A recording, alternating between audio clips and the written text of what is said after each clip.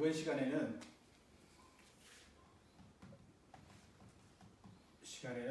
아까 무역업자는 특히 이제 수출업자 입장에서는 물건을 주고 돈을 받아야 되잖아요. 그러니까 돈을 못 받을 위험이 최고 높은 거예요. 돈만 받을 수 있으면 물건은 얼마든지 있으니까 이거 돈을 벌 수 있어요. 그래서 이것을 대금 회수 불능의 위험이라고 해요. 대금 회수 불능의 위험이라고 해요. 이 위험을 해결하면은 무역업자는 환위험하고 대금 회수 불능의 위험만 해결하면 수출업자는 엄청 돈을 벌 수 있죠. 벌 수 있겠어요, 내가? 네. 두 문제만 해결하면. 근데 대금 회수 불능의 위험 누구를 못 믿는 거예요? 수출업자 입장이에요. 수입업자요? 수입업자를 못 믿는 거죠. 수입업자는 일단 외국에 있어요. 얼굴도 몰라. 그 사람이 신용이 어떻게 되는지 모르는 거죠. 그렇기 때문에 수입업자는 자기를 못 믿으니까 대리인을 내세워야 돼요. 누구를 내세우는? 아까 이야기했죠. 은행을 내세워. 자기 거래 은행을 내세워. 그리고 이 거래 은행이 수출업자한테 약속을 해주는 거죠. 먼저 돈을 주는 게 아니고 내가 확실히 돈을 주겠다. 물건만 보내라. 물건만 보내면 돈은 내가 주겠다. 그러면 누구를 믿고 물건을 보내는 거예요? 은행은 수입업자를 믿고 하는 거, 은행을 믿고 돈을 보내는 것이다. 그렇죠? 네. 그래서 은행이 개입되죠. 이 은행이 수입업자에 대한 이 약속을 Letter of Credit이라고 해요. 돈 주겠다는 약속을 한 거죠. 서신 LC라고 해요. 그래서 이게 신용장이라고 하거든요. 그 신용장이라는 것은 수출업자 입장에서 돈을 받는 거죠. 확실히 받는다는 보장을 하고 물건을 보내는 거죠. 그래서 이 무역 결제 시간에는 LC하고 그다음에 환율하고 이 두 가지 문제를 무역업자 입장에서는 어떤 이 두 가지를 환위험하고 대금 회수 불능의 위험을 해결하면은 무역을 통해서 충분히 이익을 볼 수가 있는 거죠.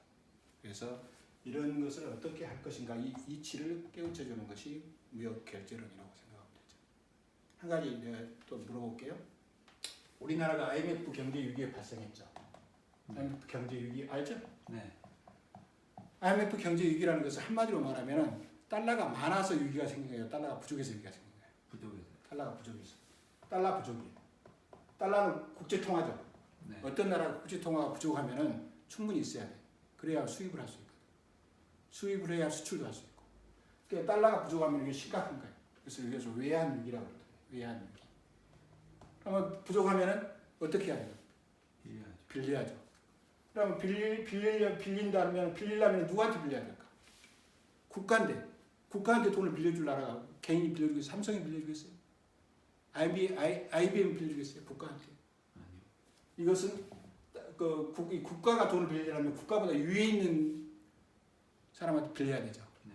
기구한테. 그것은 뭐냐면은 국가 위에 있는 기구가 IMF예요.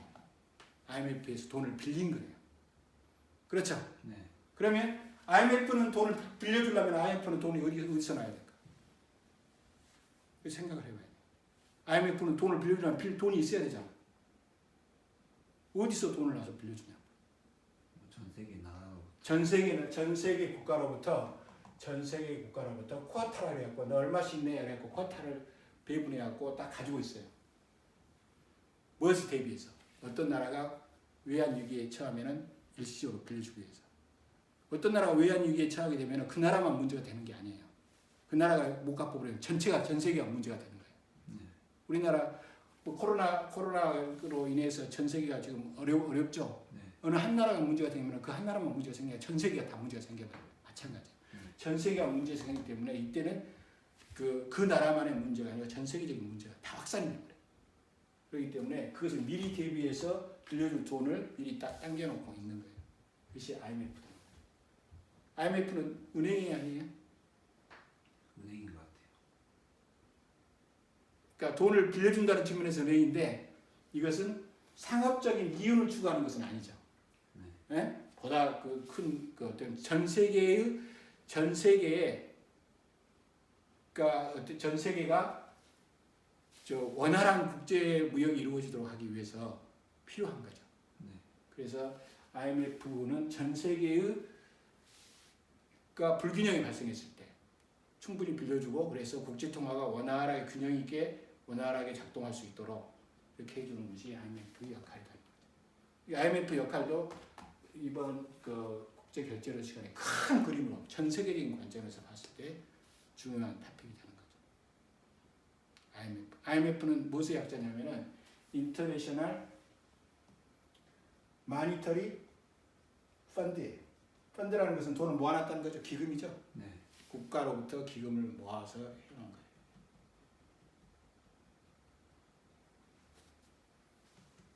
그래서 전 세계 지금 무역량이 늘어나기 때문에 계속 어떻게 보면 이거 돈 규모도 커져야 되겠죠. 그러니까 IMF도 기금을 계속 늘려야 돼요. 그래서 전 세계가 다 잘 살기 위해서는 무역 결제론 시간에 보면은 무역이 잘 돼야 된다는 거예요. 자유무역이 잘 되기 위해서. 자유무역이 잘 되기 위해서는 통화가 충분히 해야 된다. 그리고 어떤 나라가 통화가 충분하지 않은 나라가 있을 때는 빨리 빌려줘서 해결해 줘야 된다. 왜냐면 그 나라만의 문제가 아니기 때문에. 그리고 개별 무역업자 입장에서는 대금 회수 불능의 위험과 그 다음에 환 위험을 빨리 해결해 줘야 돼요. 그렇게 하면은 무역이 잘 되고 무역이 잘 되게 되면은 우리 이전 시간에 자유거래가 잘 되게 되면 쌍방이 이익을 본다 그랬죠. 네. 그래서 수출업자와 수입업자가 모두 다 이익을 보고 전 세계가 다 같이 잘 사는 길이에요. 혹시 무슨 질문 있어요? 특별히 없어요. 그러니까 지금까지는 이게 구체적으로 뭘 하기 전에 구체적으로 뭘 하기 전에 이런 것을 하는 것이다 하는 것을 이야기한 거예요. 그다음에 한 가지 여러분 자 제일 어려운 문제가 지금까지 했던 것 중에 제일 어려운 문제가 뭘 것 같아요? 환 문제요. 그렇죠. 환율의 결정 문제. 그렇지. 환율의 결정 문제가 제일 어려운 거예요. 환율의 결정 문제. 환율이 어떤 식으로 올라가고 어떤 때는 올라가고 어떤 때는 떨어질 것인가. 네. 그것을 빨리 파악하는 것이 그리고 직접적인 무역은 아니지만 대금을 적절한 시기에 받아야 되잖아요. 네. 유리하게 받아야 되잖아요. 그렇기 때문에 환율의 결정 문제가 매우 중요한 문제다. 자, 환율에 영향을 주는 것은 뭘까요? 대략 생각해보세요. 환율에 영향을 주는 것은 환율을 올라가는 것. 환율이라는 것은 뭐냐면은 1달러에 1,000원 하던 것이 이거 환율이에요. 1달러에 1,200원 하면은 이것을 환율이 올라갔다 그래요. 환율이 올라갔다 그래요. 네. 환율이 1달러에 1,000원 하면 1,200원인데 내가 1달러에 물건을 팔았으면 수입업자는 바꾸면 1,000원인데 1,200원이 되면은 수입업자는 유리하죠. 수출업자는. 네. 그래서 환율이 올라가면은 수출업자는 유리하고 거꾸로 수입업자는 비싸게 사야 되니까 1달러짜리를 1,000원에 살 것을 1,200원에 사야 되니까 파는 사람 입장에서 유리한데 사는 사람 입장에서 불리하죠. 그러니까 환율이 상승하면은 수출업자는 유리하고 수입업자는 불리한 거예요. 근데 환율이 무엇에 의해서 변하는 것인가? 이 환율이 무엇에 의해서 변하는 것인가 할 때는 일단 수출이 늘어나면 환율이 올라갈까요? 떨어질까요? 수출이 늘어나면. 수출이 늘어나면 달러가 많이 나아져요, 적어져요. 우리나라에. 달러가 많아지죠. 많아져요. 그 달러 가격이 떨어지겠죠. 네. 환율이 떨어지는 거예요. 수입이 많이 늘어나면 달러가 많이 필요하죠. 달러 가격이 올라가는 거죠. 그러니까 수출과 수입에 의해서 환율이 변하게 되고 그 다음에 이것은 여러 가지 이자율에 의해서 영향을 받아요. 미국 이자율이 엄청나게 떨어져 버렸다. 그러면은 우리나라 이자율은 가만히 있는데 미국 이자율이 떨어져 버려요. 미국 금리가. 그러면은 어디다 예금하는 게 나을까요? 바깥에. 아니 미국의 그 이자율이 올라갔다고 생각해봐. 네. 그러면은 한국에서 예금하는 것보다 미국에 예금하는 게 낫겠죠. 네. 그러면은 달러를 가지고 어디로 가려고 그래? 미국으로 가려고 그러니까 원화를 팔고 달러를 살려고 그러겠죠. 네. 우리나라에 달러가 나가려고 그러겠죠. 네. 그러니까 달러가 부족해지죠. 네. 달러가 부족해지니까 환율이 올라간다. 그래서 미국의 이자율이 상승하면은 환율은 상승하는 거예요. 그렇죠. 네. 일단 미국의 소득이 늘어나면 어떻게 될까요? 미국 경기가 좋아지면. 미국 경기가 좋아지면 미국의 수입을 늘려요. 네. 그러니까 수입을 늘리면 우리나라의 수출이 늘어나. 네. 수출이 늘어나면 우리나라에 달러가 많아져. 환율이 떨어집니다. 그러니까 환율에 영향을 주는 것은 소득에도 영향, 경기에도 영향을 받는 것이고 상대국의 이자율에 영향을 받는 것이고 그 다음에 수출과 수입에 의해서도 영향을 받는 거예요. 그러니까 여러 가지 요인에 의해서 영향을 받는다. 지금 코로나 사태 같은 경우도 코로나 사태 같은 게 일어나니까 그 안전자산이 중요하죠. 네. 안전자산이 중요한데 가장 안전자산은 뭐예요? 전 세계적으로 봤을 때 중국 위안화, 이탈리아 리라, 에로, 유로는 지금 어떻게 유로로 떨어질 수 있죠. 그래서 이런 그 새로운 상황이 발생하게 되면은 안전성을 중요해요. 달러가 가격이 올라가게 달러가 제일 안전하다 그러면 달러를 살라고 그러죠. 환율이 올라가는 거예요. 달러 가격이. 그래서 이 코로나 사태 같은 경우도 직접적으로 경제하고 상관없는 것처럼 보이지만 이것이 환율에 영향을 주는 것이고 이것이 여기서 변한 환율 때문에 수출업자는 이익을 보기도 하고 손해를 보기도 하고 환율이 올라가면은 수출업자는 코로나 때문에 이익을 보는 거죠. 수입업자는 코로나 때문에 손해를 보는 거죠. 그래서 이렇게 환율의 결정 문제하고 이런 것들이 다 연관이 돼 있다. 그래서 제일 국제결제론에서 가장 중요한 문제는 환율을 예측하는 문제가 제일 중요하다. 그래서 환율을 예측해서 환위험을 극복하는 것. 그 다음에 대금 회수 불능의 위험을 은행을 활용해서 해주는 거예요. 그렇죠? 네. 은행은 그냥 그 아무런 대가 없이 그냥 돈 주겠다고 약속할까요? 은행도 비즈니스를 해야 되죠. 네. 뭘 받고? 커미션을 받고 하는 거예요. 네.